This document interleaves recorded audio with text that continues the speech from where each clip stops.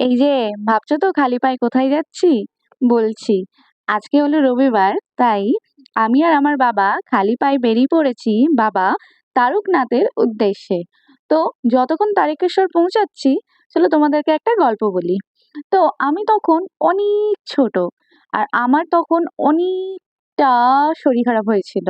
তো তখন মা বাবা তারকনাথের কাছে মানত করেছিল যে তুমি যদি আমার মেয়েকে ঠিক করে দাও, সুস্থ করে দাও, তাহলে আমার মেয়ে যখন বড় হয়ে যাবে, আমার মেয়ে তোমার মাথায় জল ঢালতে যাবে। তাই আমি এখন আমার মায়ের সেই মানত পূরণ করতে বাবার সাথে হেঁটে পড়েছি তারকনাথের উদ্দেশ্যে।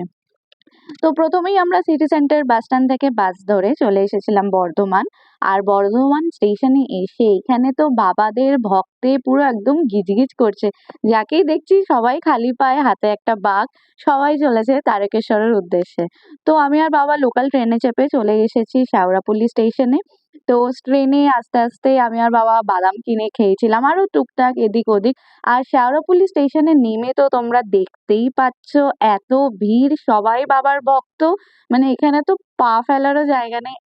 শেওড়াফুলি পৌঁছে সবার প্রথমে আমরা যেটা করলাম সেটা হচ্ছে আমাদের হাতে যে বাঁকটা ছিল সেটা সবার প্রথমে আমরা ঠিক করিয়ে নিলাম।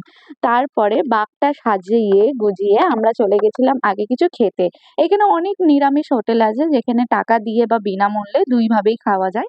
তো খেয়ে আমি আর বাবা চলে গেছিলাম ঘাটে, ওখানে স্নান করে জল নিয়ে বাঁক পুজো করে আমরা বেরিয়ে পড়েছি আমাদের উদ্দেশ্যে।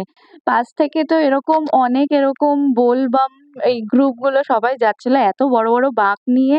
আর ওরা হাঁটছিল না, ওরা লিটারেলি দৌড়াচ্ছিল, আমি তো দেখে অবাক। আমার যেহেতু হাঁটার অভ্যাস নেই আর কি, তাও একটানা আমি এরকম 17 কিলোমিটার হেঁটে তো আমার তো বাঁ পায়ে একদম টান পড়ে গেছে।